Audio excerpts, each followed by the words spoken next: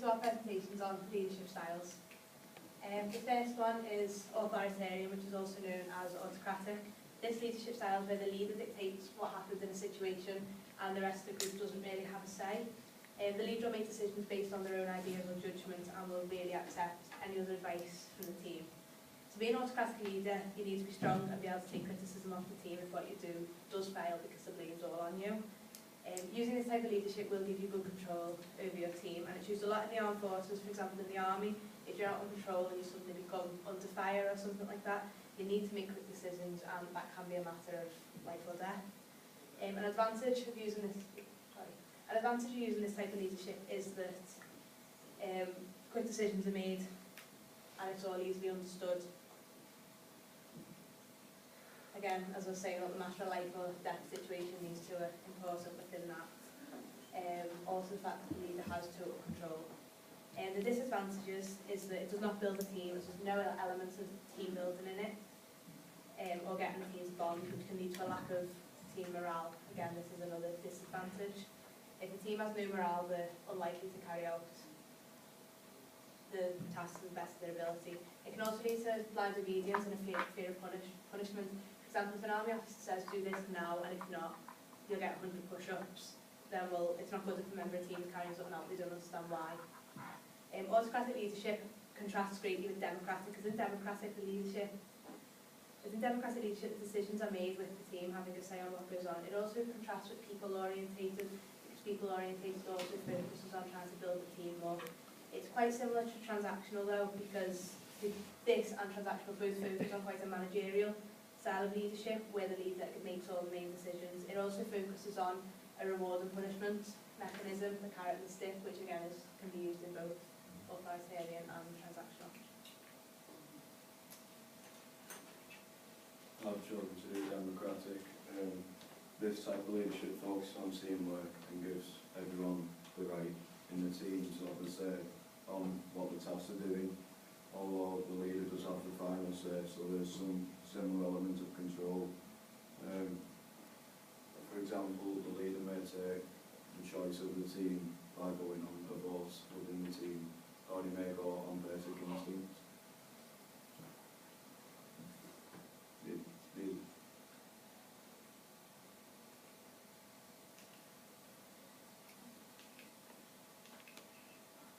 The advantages of this are that it creates job satisfaction and involves more of the team members, which doesn't single out any of them.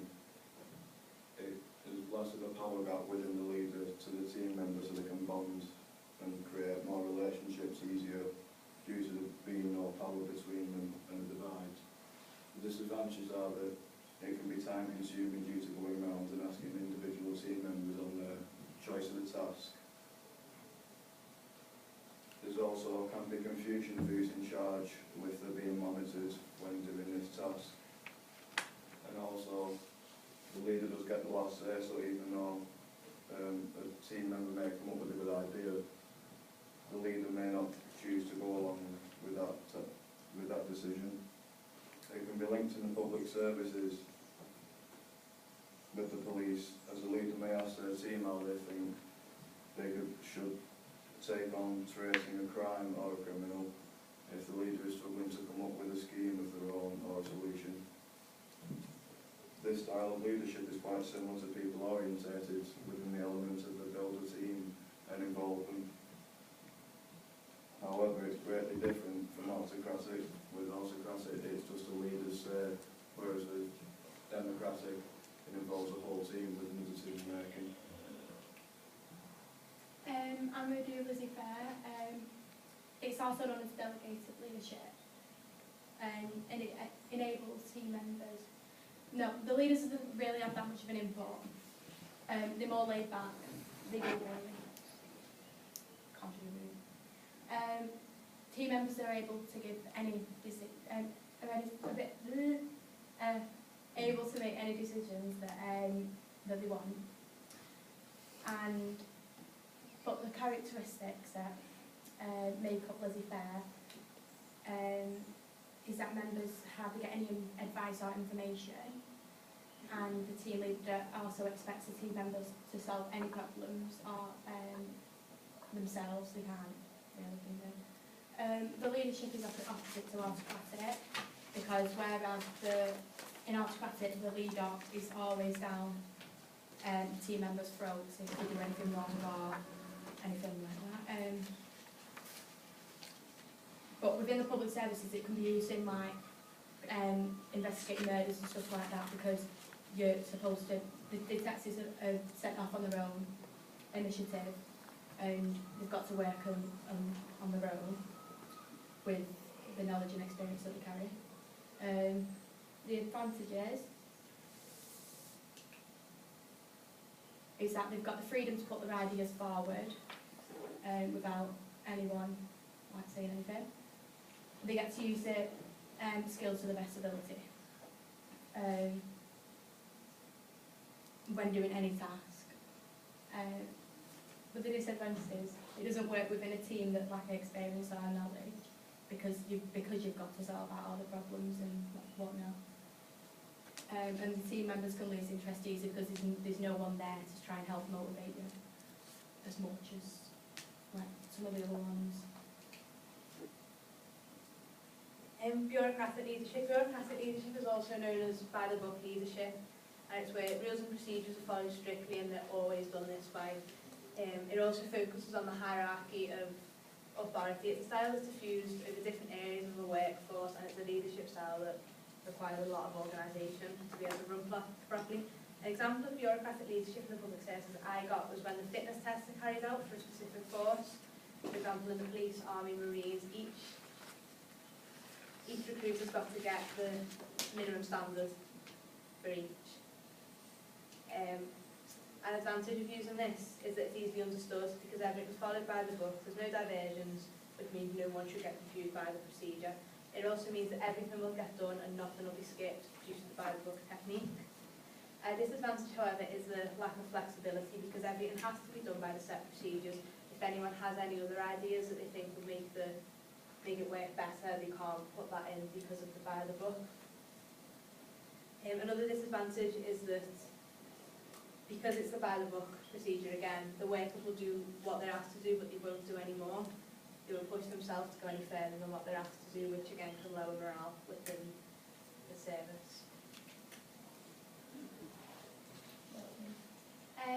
With transactional, rewards and punishments are given.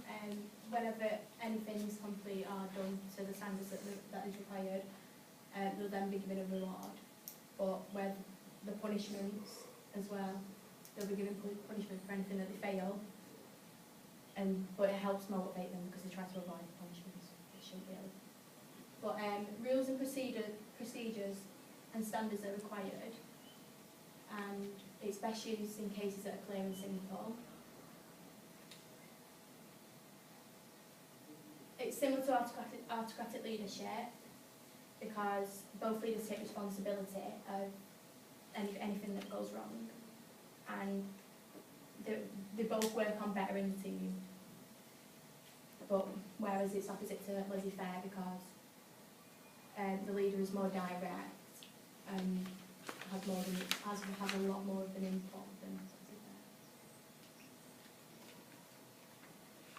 laissez-faire. They use this kind of leadership in many services, but in particular the army, because standards are high. Because obviously it's a life and death situation, so we've got to have the standards high. And also with the rewards, like in the army, they can give you pay rise and stuff like that. But whereas if by just getting, some people who do it just for the money. So in the army. The advantages are rewards and punishments helps motivate them. The leader looks at each individual, they're not just, they have more of an input on the individual than the actual task or whatever. The people are only motivated by the rewards that are involved, so like money and whatever. And the team members may not be job satisfaction, so they might not enjoy the job. Transformational is the last one I've done, and this is a style of leadership where team performance is enhanced as a whole and selfish behaviour is discouraged. so it's trying to make the team better people in themselves. It focuses on looking at the bigger picture and encouraging self-awareness or moving towards a certain common goal. The leader of this style is usually a very charismatic leader who can be a good role model to team members. It will focus on long-term goals rather than short-term, and delegating responsibilities throughout the team to try and see each individual's strengths and weaknesses and bring out new leaders within the team. An advantage of this is that they care about the team.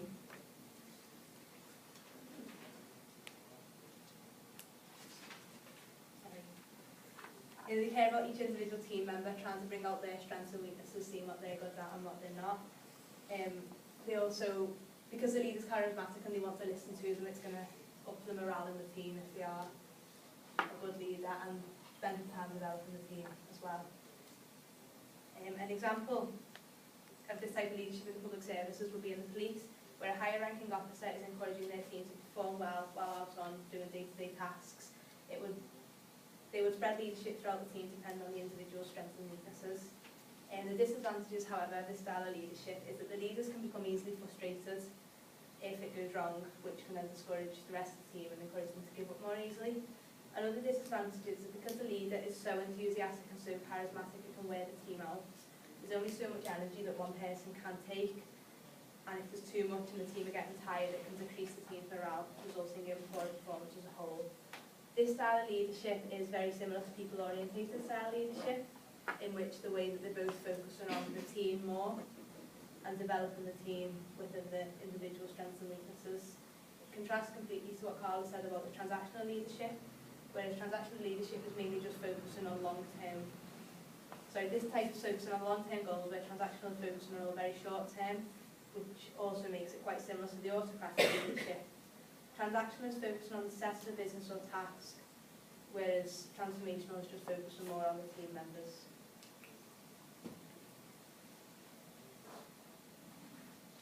People-orientated is a style of leadership which focuses on the team itself.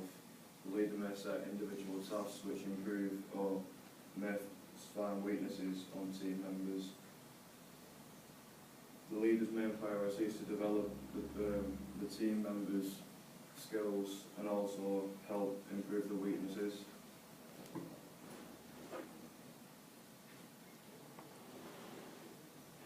It can be used within the public services, within the fire service.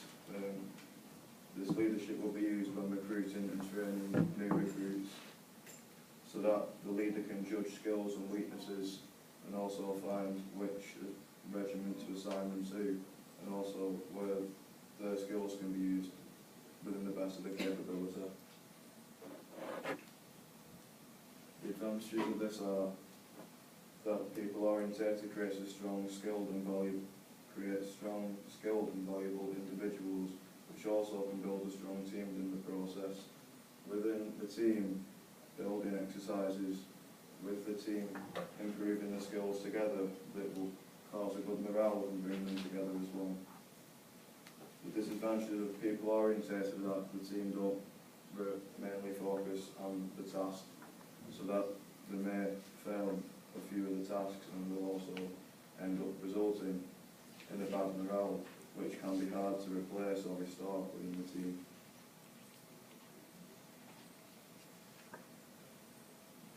I've compared this to transformational in the way that they both focus on developing the team as well as trying to achieve the task.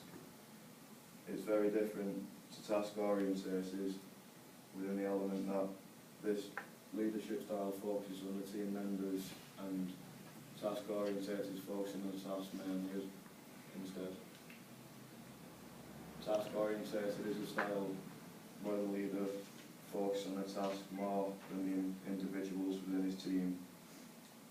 Task-orientated is usually a team which have a structured way of taking on tasks and objectives, although other teams which are task-orientated may not have an objective, but they will have the task on their mind, and that's the main priority. The advantage of this are the task-orientated. They usually produce a good team morale, as they usually achieve most of the tasks at which they are set, and the team are trained to work together but don't develop individually. The disadvantages of the team are that the team don't get to grow on their own and become individual members. And also, with it being task orientated, when they don't achieve the task, it can damage the morale and can be really hard to focus on the next task which they are set.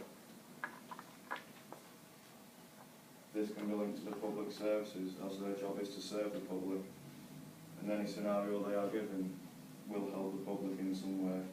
I don't think this form of leadership will be used alone in the public services, but I think certain aspects of this style will be used to achieve the task and help the public.